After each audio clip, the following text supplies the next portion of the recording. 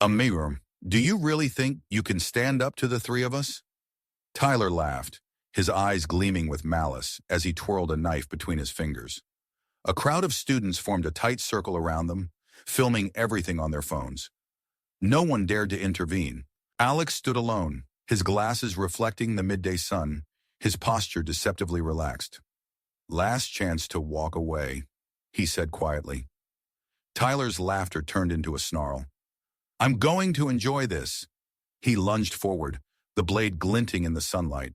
What happened next left everyone with their mouths agape in astonishment.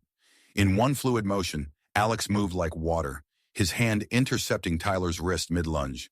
A painful crack echoed, followed by a scream. The knife clattered to the ground. And then the real fight began.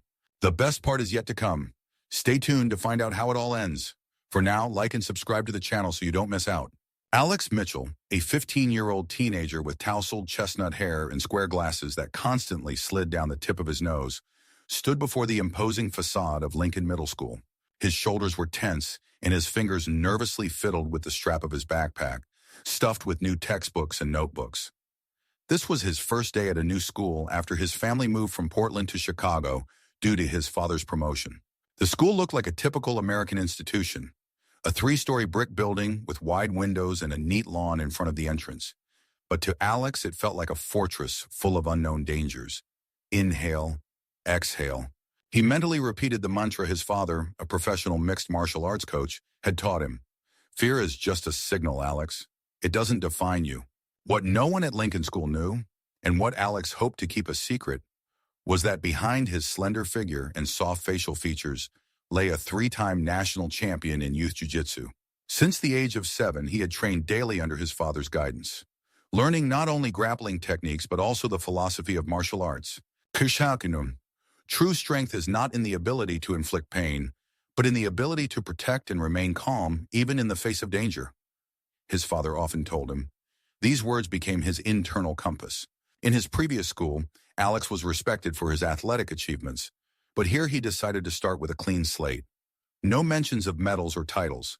He just wanted to be an ordinary teenager, focused on his studies, and maybe find new friends who shared his interest in physics and astronomy. As he walked through the main doors, Alex found himself in a noisy hallway, filled with students rushing to their classes. The air was charged with the energetic atmosphere of the first day of the school year. Laughter, loud conversations, and the slamming of lockers. Alex pulled his schedule from his pocket and began searching for his first class. Advanced Math, room 206. As he navigated through the crowd, he felt curious glances on him. Being the new kid was always tough, especially in the middle of the semester. He hoped to simply blend in and not draw attention to himself. "Hey, watch where you're going, nerd!" A loud voice interrupted his thoughts, and Alex felt someone's hand shove him sharply on the shoulder, causing him to stumble and crash into a row of lockers. The sound of the collision drew the attention of nearby students, who began turning to see the source of the noise. In front of him stood a tall, muscular guy with perfectly styled blonde hair and a cold smirk on his face. The emblem of the school's football team gleamed on his red sports jacket. 2 other guys stood beside him, one muscular with a dark crew cut, the other tall and skinny with a sly expression. "Sorry, I didn't see you," Alex replied quietly, trying to defuse the situation. His body instinctively adopted a slightly defensive stance, but he quickly relaxed, not wanting to reveal his skills. "Oh, he can talk," the blonde sneered, causing his friends to chuckle. "I'm Tyler Wilson, and this is my territory, newbie." He leaned in closer, his voice dropping to a whisper, but sounding threatening. "And on my territory, there are rules. First, don't get in my way." Alex felt his heart start to race. Not from fear, but from the adrenaline that always surged before a confrontation. He took a deep breath, controlling that impulse. "I'm just trying to find my class," he replied, adjusting his glasses. "I don't want any trouble." "Oh, but you already have trouble." Tyler snatched the schedule from Alex's hands. "Alex Mitchell, Advanced Math? Wow, we have a real genius here." He crumpled the paper and threw it back at his face. "Welcome to Lincoln High, nerd. Your life here is going to be very interesting, I promise." Tyler snapped his fingers, and 3 guys moved down the hallway, leaving Alex to pick up his schedule from the floor. A few students cast sympathetic glances his way, but no one came to help. "Don't pay attention to them," someone suddenly said nearby. Alex looked up and saw a girl with dark hair pulled into a messy ponytail and bright green eyes. She bent down and picked up his schedule. "I'm Emily Parker. I can show you where room 206 is," she smiled, handing him the paper. "Tyler and his buddies think they own the school just because they've won a few football games." "Thanks." Alex straightened up, feeling relieved to find a friendly face among a sea of strangers. "I'm Alex. Today is my first day. I figured—" Emily started walking down the hallway, gesturing for him to follow her. "Where are you from?" "From Portland," Alex replied, walking alongside her. "My dad got a promotion and we moved here. Had to change schools in the middle of the semester." "Portland? Cool, I've always wanted to visit there." She shot him a curious glance. "So, what's your first impression of our school, aside from meeting the local Neanderthals?" Alex couldn't help but smile. "It's hard to say so far. I hope not everyone here is like that guy, Tyler." "Oh no," Emily shook her head. "Most are normal. It's just that Tyler Wilson, Derek Thompson, and Jake Harris are kind of the school aristocracy. Tyler is the captain of the football team, and his dad is a major school sponsor, so he gets away with a lot." They stopped in front of a door marked 206. "Here we are," Emily said. "Mr. Baker's a great teacher, but don't be late to his classes. He doesn't like that." "Thanks again," Alex said sincerely. "No problem," Emily shrugged. "Maybe I'll see you at lunch. I usually sit with my friends in the far corner of the cafeteria by the windows." "Sure." Alex nodded, feeling that his first day might not be so bad after all. When Emily left, Alex took a deep breath and entered the classroom. The day flew by faster than he expected. The teachers were mostly welcoming, though demanding, and the classmates were friendly enough, albeit curious about the new kid. Fortunately, Tyler and his friends weren't in any of Alex's classes until lunch. Entering the noisy cafeteria with a tray holding a burger and fries, Alex scanned the room for Emily. He spotted her in the far corner, just as she had said, with two other girls and a guy in glasses who looked like a computer whiz. He started making his way to their table when suddenly he felt someone trip him. Alex, with his trained reflexes, could have easily kept his balance, but he chose not to.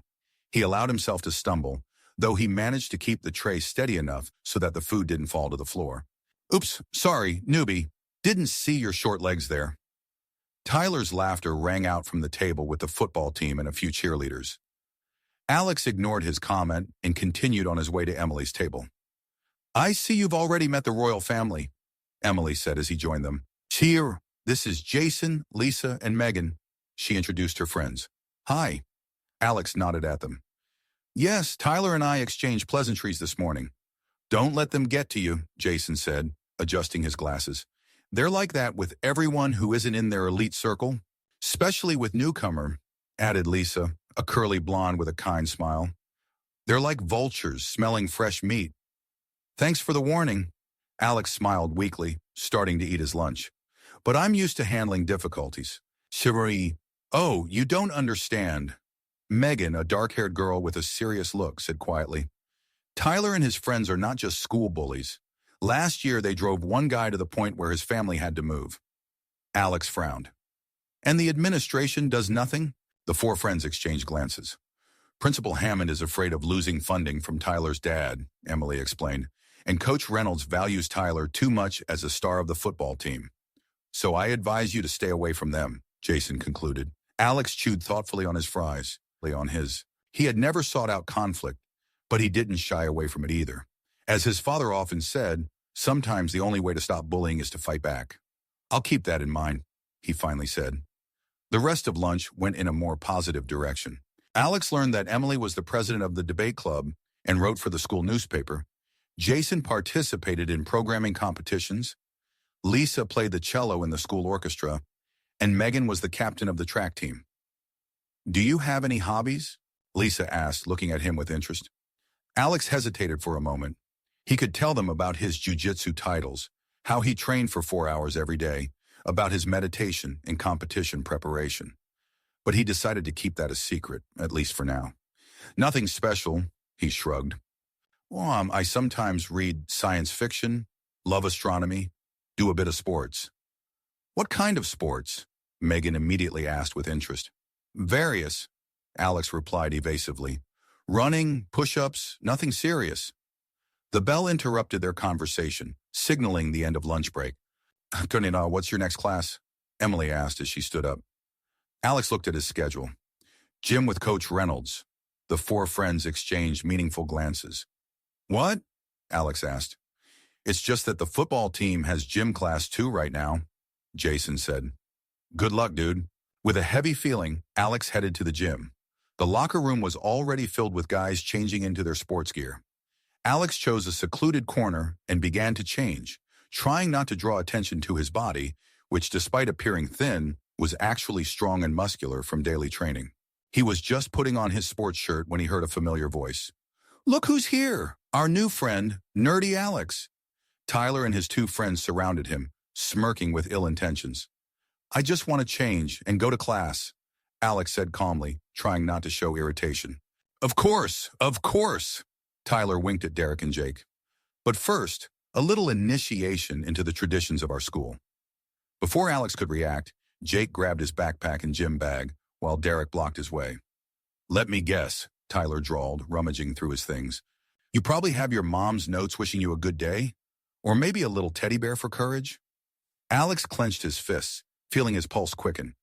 It was one thing to endure verbal insults, but entirely different when someone was rifling through his personal belongings. Especially concerning was the fact that in the side pocket of his backpack lay a photo from the last championship, where he stood on the podium with a gold medal. Give me my stuff back, he said, and his voice sounded firmer than before. Tyler raised an eyebrow, noticing the change in tone. Or what? You'll run off to tell the teachers? He pulled Alex's phone out of the backpack pocket. Let's see what secrets our new friend is hiding. This was crossing all boundaries. Alex stepped forward, but Derek blocked his way, pressing his broad palm against his chest. No. Where do you think you're going, nerd? At that moment, the locker room door swung open, and a tall man in a tracksuit with a stopwatch around his neck walked in. Clearly, Coach Reynolds. What's going on here? His sharp voice made everyone freeze. Wilson Thompson Harris, what are you doing with the new student's belongings? Tyler quickly hid Alex's phone behind his back. Nothing, Coach. Just helping him settle in. I've been at this school for 20 years, Wilson, and I know exactly what your help looks like. Coach Reynolds stepped closer. Give him his things back and march to the field. 10 laps around the stadium for warm-up. Right now. Tyler tossed Alex's phone back to him with a disgruntled look, while Jake reluctantly returned his backpack and bag. This isn't over, newbie, Tyler whispered as he walked past him. We're just getting started with the fun. When the trio left, Coach Reynolds turned to Alex. Are you okay, kid? Yeah, I'm fine, Alex replied, checking his belongings. Fortunately, they hadn't found the photo. I'm Mike Reynolds, the coach introduced himself. Don't pay attention to those three. Their egos are bigger than their brains. Alex Mitchell. He shook the coach's hand. Thanks for your help. No problem. The coach looked at him appraisingly. Do you play sports, Alex? A little, he replied evasively. Coach Reynolds didn't seem convinced. Well, finish changing and get out on the field. We're playing basketball today. When Alex stepped onto the field, he saw that the class was divided into two groups. Tyler, Derek, and Jake were running along the edge of the stadium, serving their punishment. But even from a distance, Alex could feel their hostile glares. All right, now that everyone is here, announced Coach Reynolds, let's split into teams. Brown and Martinez are the captains. The two guys stepped forward and began to take turns picking players for their teams. As expected, Alex ended up being one of the last ones chosen. No one knew his abilities and everyone preferred to pick familiar players. The game began, and Alex consciously played below his abilities, only occasionally showing glimpses of the agility and coordination necessary for jiu-jitsu. He didn't want to draw unnecessary attention to himself. After the lesson, when everyone had changed and was heading for the exit, Alex felt someone grab him by the shoulder and roughly turn him around. Think you're so smart, huh? Tyler hissed, his face twisted with anger. Hiding behind the coach? I don't want any trouble, Alex replied calmly, breaking free from his grip with an ease that momentarily surprised Tyler. But trouble has already found you. Derek smirked, stepping up beside Tyler. After school, in the parking lot behind the East Wing. If you don't come, we'll find you tomorrow. And believe me, it'll be much worse. And don't even think about telling anyone, Jake added, pulling out his phone. Otherwise, the whole internet will know what a coward you really are. Alex looked at them, weighing his options. He could easily handle them physically, but that would mean revealing his secret and possibly bringing even more trouble upon himself. On the other hand, if he didn't stand up to them now, the harassment would never end. "All right," he finally said. "After school, in the parking lot." Tyler looked surprised by his agreement, but quickly returned to his confident smirk. "Great, newbie. Be ready for the most unforgettable experience of your life." When they left, Alex took a deep breath, trying to calm his thoughts. This wasn't how he had planned to spend his first day at the new school, but it seemed he had no choice. If Tyler and his friends wanted a fight, they were about to find out that they had chosen the wrong victim. The last lesson was literature with Miss Collins, a young teacher with short red hair and an energetic personality. Fortunately, neither Tyler nor his friends were in that class, which gave Alex time to gather his thoughts. "Today we are discussing the concept of a hero in literature," announced Miss Collins. "What makes a character a hero? Their strength, their courage, or perhaps their moral compass?" Alex listened with interest, despite his anxiety about the upcoming meeting. The question was particularly relevant to his situation. "Mr. Mitchell," Miss Collins suddenly addressed him, "as our new student, perhaps you would like to share your opinion? What do you think makes a hero a hero?" Alex straightened up, somewhat surprised by the direct address. "I think," he began hesitantly, but then his voice strengthened. "I think a true hero is someone who makes the right choice, even when it's difficult. Someone who uses their strength not to dominate others, but to protect those who cannot protect themselves." "So, very well said," Miss Collins nodded approvingly. "Indeed, many literary heroes face moral dilemmas where they have to choose between the easy path and the right one." Alex pondered his own dilemma. The easy path would be to use his skills to humiliate Tyler and his friends, to show his superiority. But was that the right decision? His father had always taught him that martial arts are a last resort when all other options are exhausted. After class, while packing his things, Alex noticed Miss Collins watching him with slight concern. "Is everything all right, Mr. Mitchell?" she asked. "You seem a bit tense." "I'm fine," Alex replied, forcing a polite smile. "Just the first day, a lot of new information." "If you need to talk to someone," she said, "my door is always open." "Thank you." Alex nodded and left the classroom. In the hallway, Emily was waiting for him, leaning against the wall by the door. "So is it true?" she asked without preamble. "What's true? That you agreed to meet Tyler and his goons in the parking lot?" She looked worried. "Alex, that's a bad idea. They don't play fair. They'll jump you 3 against 1. "How did you find out?" Alex was surprised. "It's already all over school." Emily shook her head. "Rumors spread here faster than a virus.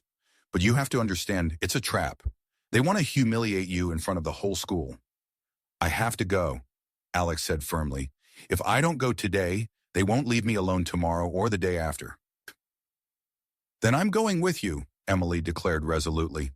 "No," Alex protested. "This is my business. I don't want you to be in danger." "How noble," she said dryly. "But I'm not going to fight. I'm going as a witness. If something goes wrong, someone needs to be ready to tell the truth." Alex wanted to argue, but he realized there was sense in her words. Besides, there was something reassuring about having a friendly face nearby. "All right," he finally agreed, "but keep your distance. I don't know what they're planning." "Don't worry about me," Emily smiled faintly. "I know how to be inconspicuous when necessary." Together they headed toward the east wing of the school. With each step, Alex felt his resolve strengthening. He didn't want this confrontation, but if Tyler and his friends insisted, he was ready to defend himself. The parking lot behind the east wing was half empty at this time of day. Most students had already gone home, but a small crowd had gathered, forming a semicircle. In the center stood Tyler, Derek, and Jake, clearly enjoying the attention. "Here he is," someone shouted, spotting Alex approaching. The crowd parted, all eyes turned to him. Alex stopped a few meters away from the trio, his face calm, but internally he was tense, ready for any outcome. "Honestly, I thought you'd back down," Tyler said, stepping forward. His voice was loud enough for everyone to hear. But apparently you're even dumber than I thought." "I'm not here to fight, Tyler," Alex replied calmly. "I'm here to offer peace. We can just walk away and forget all about this." Derek and Jake's laughter echoed across the parking lot. "You hear that, Tyler? The nerd is offering peace. Derek stepped forward, clenching and unclenching his fists. What a generous gesture. I'm afraid it's too late for peace, Tyler sneered. You see, you made a mistake by showing that you're not afraid of me, and I can't stand that. Last chance, Alex said, his voice becoming firmer. Let's part ways peacefully, and no one gets hurt. No one except you! Tyler suddenly lunged forward, swinging to strike. Alex could have easily dodged, but he chose to take the first hit to gauge his opponent's strength. Tyler's fist hit him in the shoulder, causing him to stagger slightly. Sure, is that all? Alex asked, straightening up. The surprise on Tyler's face quickly turned to rage. He swung again, this time aiming for Alex's face. Alex tilted his head slightly, and the punch went past him, causing Tyler to lose his balance. Hold him! Tyler shouted, and Derek and Jake moved to surround Alex. What happened next made everyone present hold their breath. With a grace that no one expected from a nerd, Alex moved between the three attackers, dodging blows with such ease it was as if he were dancing. He didn't attack, only defended, using minimal movements to conserve energy. What the hell? Derek gasped as his powerful punch met only air, and he found himself on the ground after a light shove from Alex. Stop, Tyler suddenly said, gesturing for his friends to halt. His eyes narrowed. Who the hell are you? Alex straightened up, his breathing steady despite the physical activity. I already told you. Alex Mitchell, the new student. No. Tyler shook his head. A regular nerd doesn't move like that. You're someone else. At that moment, Jake, who had stepped over to Alex's backpack lying off to the side, triumphantly exclaimed, Found it! Look! He held up a photograph showing Alex standing on a podium with a gold medal around his neck, surrounded by other athletes in kimonos. Sufriyuri National Jiu-Jitsu Championship, gold medalist in the youth category. Alex Mitchell. Jake read the caption on the photo. The crowd began to whisper. Alex sighed, realizing his secret was out. So you've been fooling us all this time? Tyler's face twisted in anger. So, pretending to be a weakling, and you're a champion. I never said I was a weakling, Alex replied calmly. I just didn't want to draw attention to my skills. I came here to learn, not to fight. Well, now you're definitely going to fight, Tyler growled, and a blade glinted in his hand. Let's see how good your jiu-jitsu is against this. A collective gasp swept through the crowd. The situation had shifted sharply from a school fight to something much more dangerous. Put the knife away, Tyler. Alex's voice turned hard. You're crossing a line. No, you crossed my line when you came to my school and thought you could humiliate me. Tyler began to circle him slowly, the knife aimed at Alex. Now everyone will know what happens to those who think they're better than Tyler Wilson. Tyler, stop! Emily shouted from the crowd. You've lost your mind. This is a criminal offense. Shut up! Tyler snapped, not taking his eyes off Alex. This is between me and the champion. Alex assumed a fighting stance, his body tensing. He could handle the knife. He had been trained for situations like this. But the risk was significantly higher. Last chance to back down, Tyler, he warned. Never! And Tyler lunged forward, the knife aimed at Alex's stomach. Time seemed to slow down for Alex. He saw the trajectory of the knife, calculating his movements with the precision of a clockwork mechanism. In one smooth motion, he dodged the attack, grabbed Tyler's wrist, and using his own momentum, directed him to the ground while simultaneously twisting the arm with the knife behind his back. A muffled cry of pain escaped. The knife fell from Tyler's hand and clattered onto the asphalt. Alex held it in a painful grip, pressing it to the ground with his knee. Derek and Jake froze, unsure of what to do, seeing their leader defeated. It's over, Tyler, Alex said, his voice calm despite the tense situation.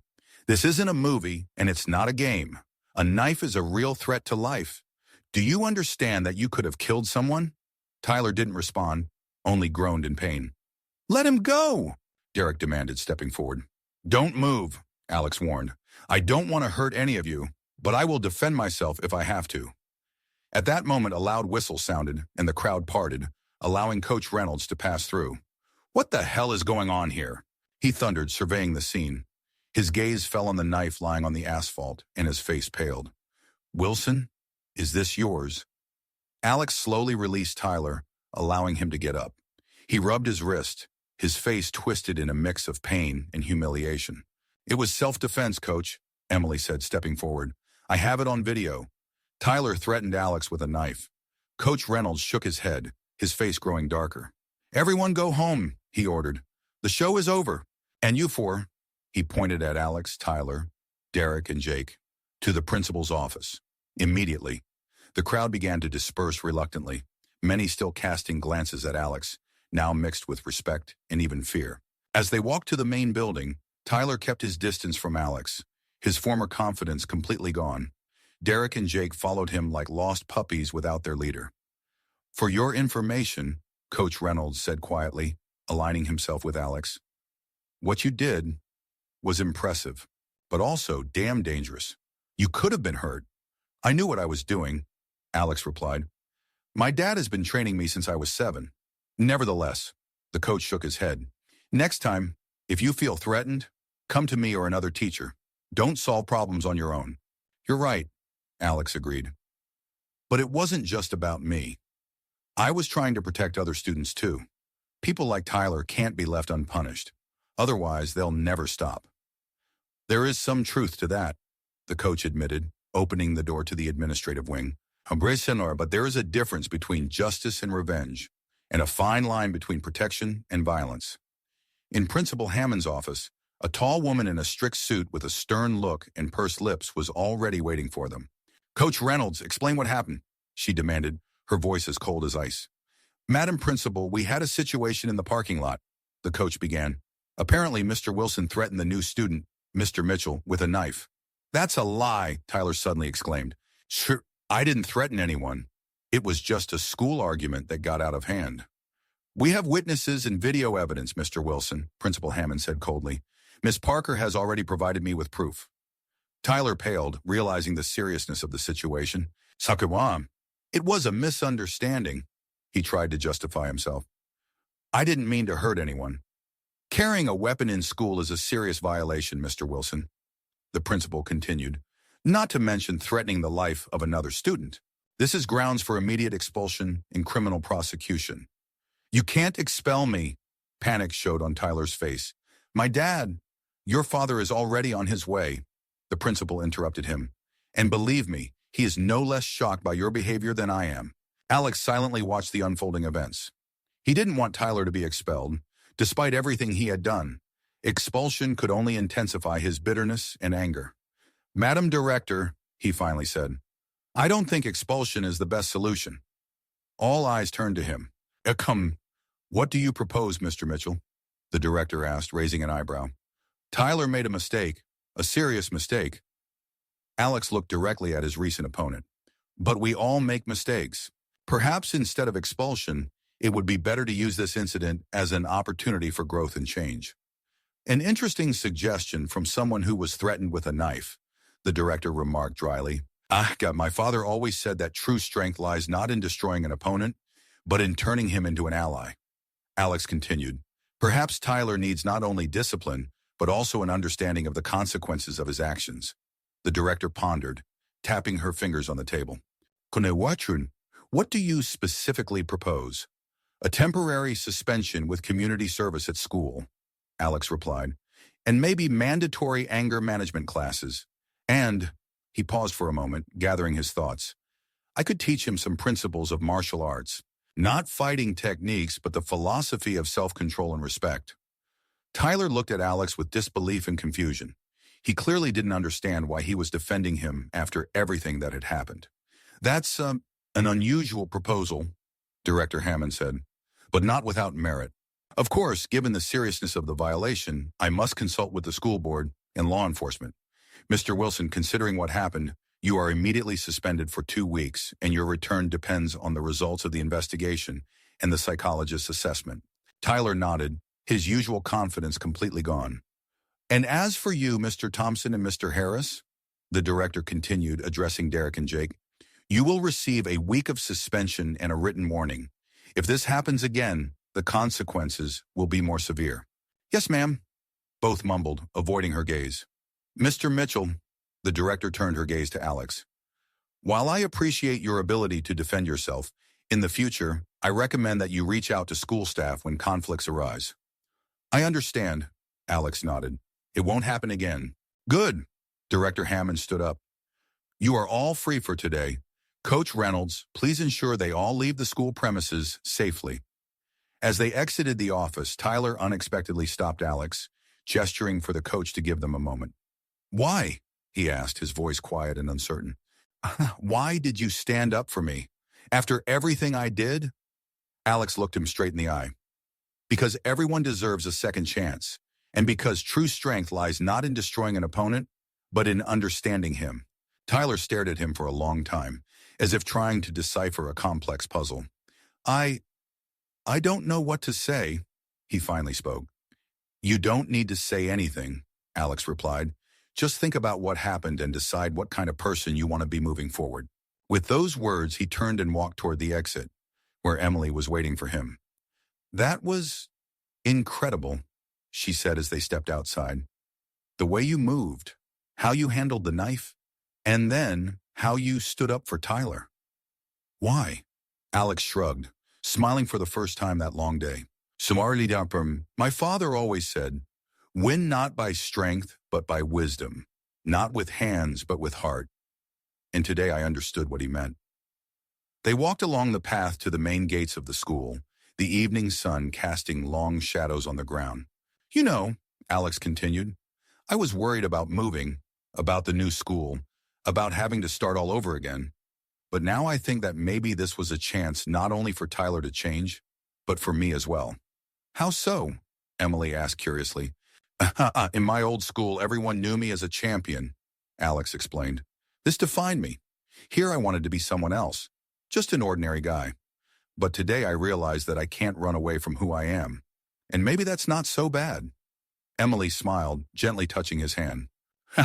I think you are exactly who you are meant to be, Alex Mitchell. And I'm glad you ended up at our school. Alex felt warmth spreading in his chest. Perhaps this day was not such a bad beginning after all. But while Alex and Emily were leaving the school grounds in another part of the city, Derek and Jake were plotting revenge that threatened to destroy the fragile truce that had just begun to form. The next morning, Alex woke up to the loud ringing of his mobile phone. Emily's name lit up on the screen. Alex? Her voice sounded tense and scared. Can you talk? Yes, what happened? He immediately sensed that something was wrong.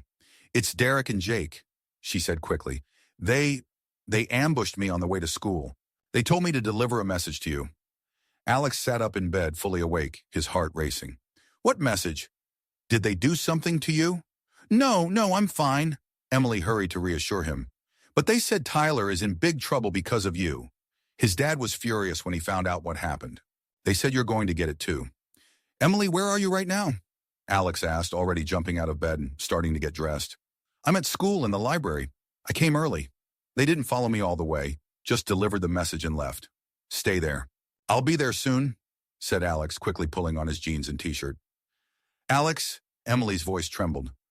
Be careful. Something in their eyes. They weren't the same as usual. It was like something snapped. After he hung up, Alex paused for a moment, contemplating the situation. He knew that anger could drive people to reckless actions. If Tyler's dad really reacted that strongly, who knows what state Derek and Jake were in now. In the kitchen, he found a note from his father. At morning training with a client. I'll be back by lunch. There's an omelet in the fridge. Love, Dad. Alex quickly ate breakfast, grabbed his backpack, and rushed out of the house. On the way to school, he tried to call Emily again, but she didn't answer. This made him quicken his pace to a run.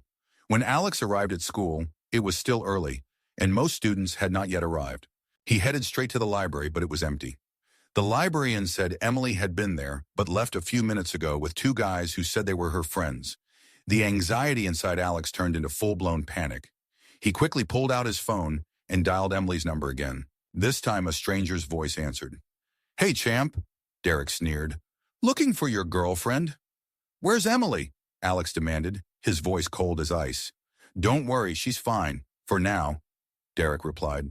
Sure enough, but if you want it to stay that way, you'd better come to the abandoned factory behind the stadium. Alone. Right now.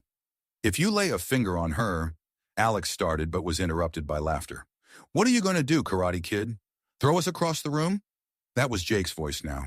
We have something interesting for you. Let's just say it's a little lesson about consequences. The connection was cut off.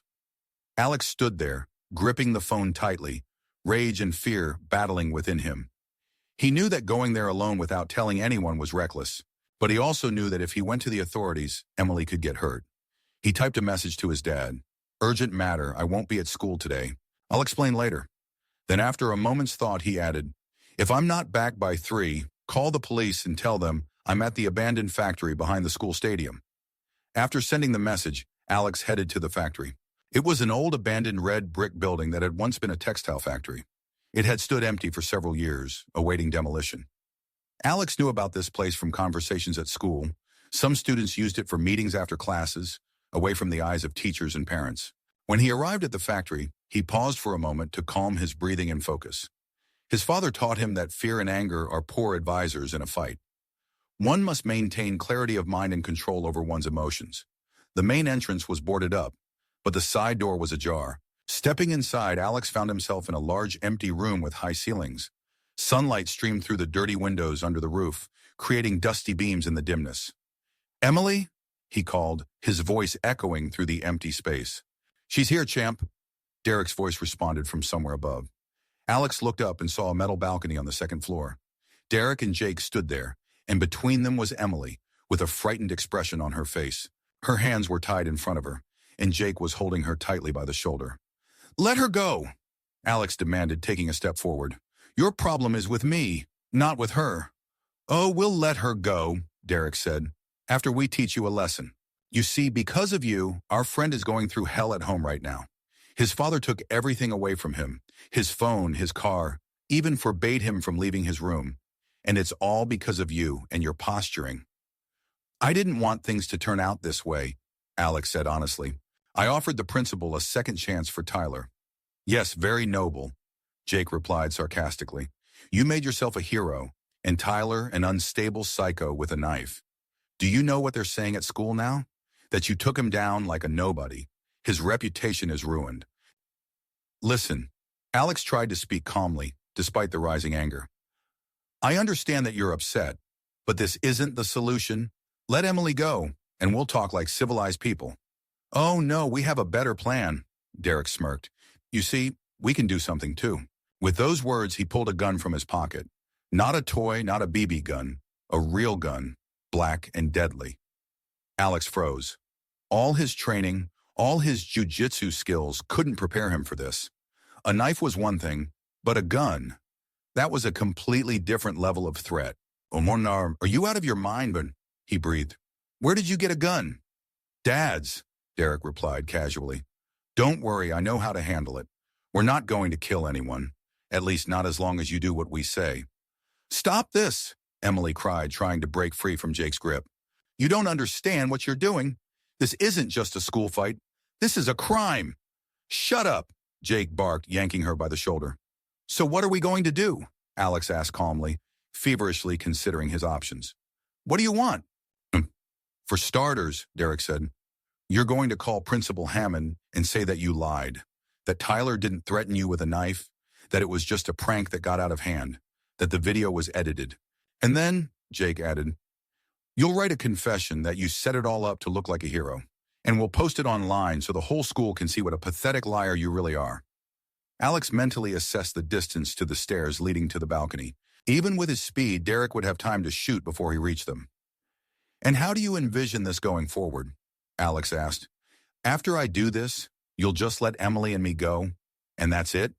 No one will find out that you threatened us with a weapon?" "We'll deal with that when the time comes," Derek replied, nervously glancing at his watch. "For now, just do what we say if you don't want your girlfriend to get hurt." To emphasize his words, he aimed the gun at Emily, whose eyes widened in terror. Alex raised his hands, showing that he wasn't going to make any sudden moves. Okay, I'll do what you say. Just don't hurt her."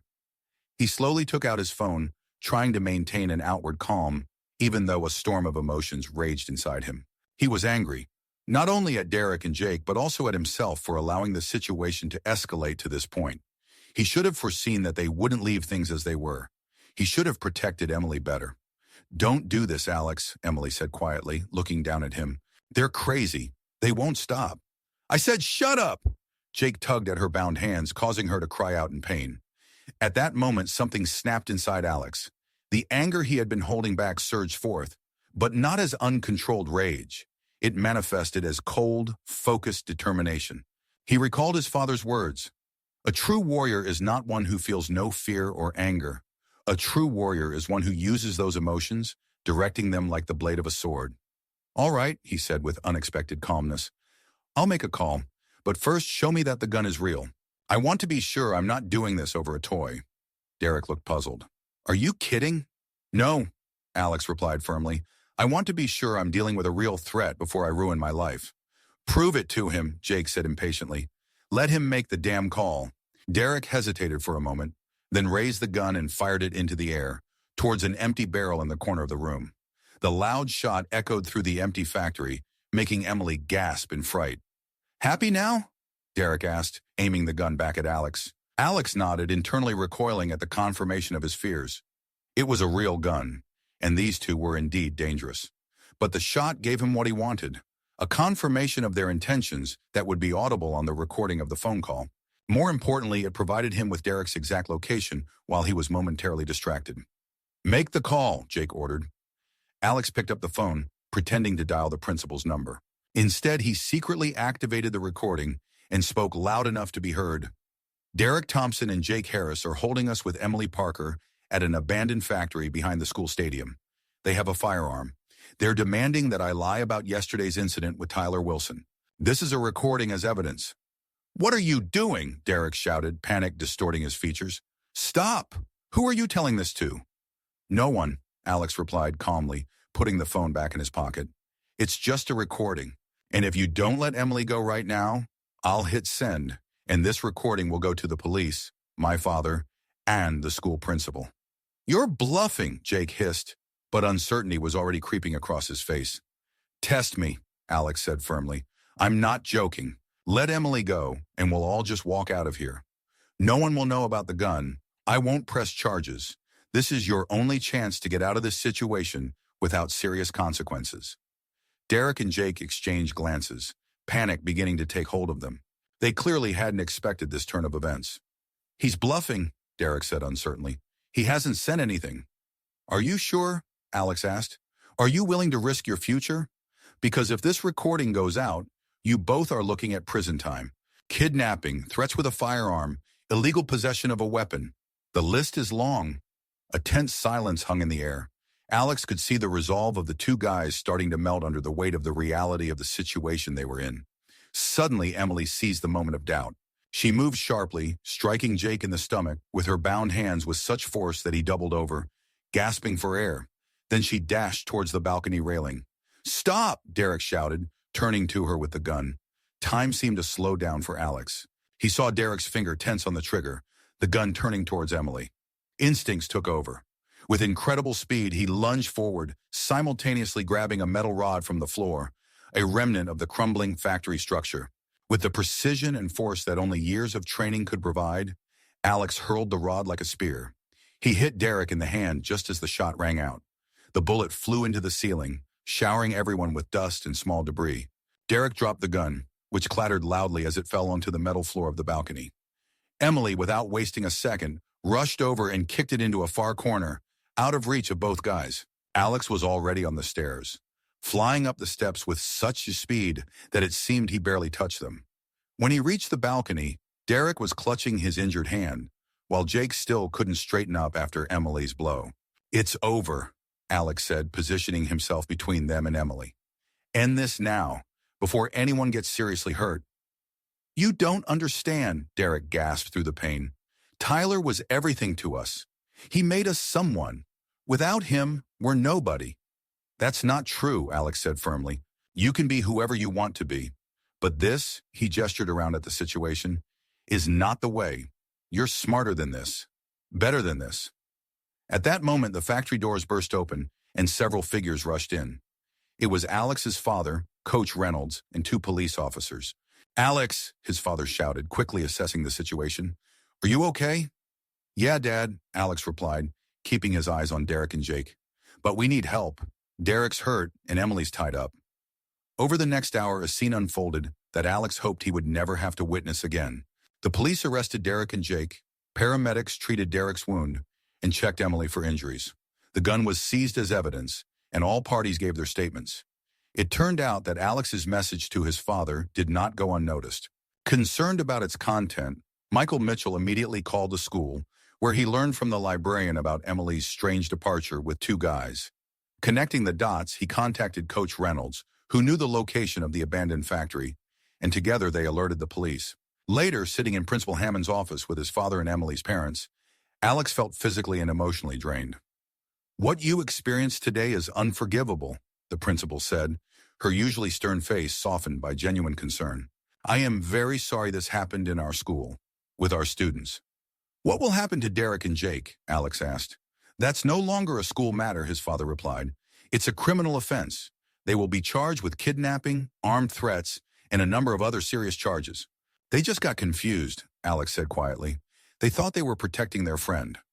"That's no excuse for what they did," Emily's mother said firmly, holding her daughter tightly by the shoulders. "They could have killed you both." "I know," Alex nodded, "but I still feel sorry it turned out this way." After the meeting, as he and his father were heading towards the school exit, Coach Reynolds stopped them. "Mitchell, I have to say," he began, placing a hand on Alex's shoulder, "what you did today, it wasn't just brave, it was smart. You kept a cool head in a situation where most adults would have lost theirs." "I was just doing what I was taught," Alex replied, glancing at his father. "Your father should be proud of you," the coach said, "and I think the school is lucky to have a student like you." "Thank you, Coach," Alex replied quietly. When they got into the car, his father was silent for a while, then turned to him. "You scared me to death today, you know that?" "I'm sorry, Dad." Alex looked down. "I should have called the police right away, but I was scared for Emily." "I understand your motive," his father nodded. "But remember what I taught you. Sometimes the bravest thing you can do is ask for help." "I'll remember," Alex promised. "And one more thing," his father added, his voice softening. "I'm proud of you, not for putting yourself in danger, but for how you handled the situation. You used your skills not to cause harm, but to protect. And that makes you a true champion." These words warmed Alex's heart, despite all the turmoil of the day. The following days at school were strange. The story of what happened at the factory spread like wildfire, turning Alex from just a new interesting student into a true legend. Students looked at him with awe, teachers with respect and concern. Emily stayed close to him, their friendship, forged by a shared ordeal, deepening with each passing day. They talked a lot about what had happened, helping each other process their emotions and fears. On Friday, when Alex opened his locker, a note fell out. "Meet me in the park at 4. I need to talk to you. Tyler." Alex was surprised. As far as he knew, Tyler was still suspended from school and was effectively under house arrest. How could he be at the park? After school, hesitating a bit, Alex headed to the park. He told Emily where he was going and asked her to inform his father if he didn't return by dinner. The lesson had been learned. He would never act alone again without informing someone. In the park, on a bench by a small pond, sat Tyler. He looked different from how Alex remembered him. His perfectly styled hair was disheveled, his shoulders slumped, and his gaze was fixed on the ground. He lifted his head when he heard approaching footsteps, and Alex saw something new in his eyes. Vulnerability. "You came," Tyler said, a hint of surprise in his voice. "Yeah," Alex replied, sitting down next to him on the bench, keeping his distance. "How did you get here? I thought you were under house arrest." "My dad let me out for an hour," Tyler said with a weak smile. "He said I needed to look the person in the eye that I almost hurt and apologize in person.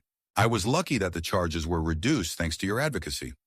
They sat in silence for a few minutes, watching the ducks swim across the pond.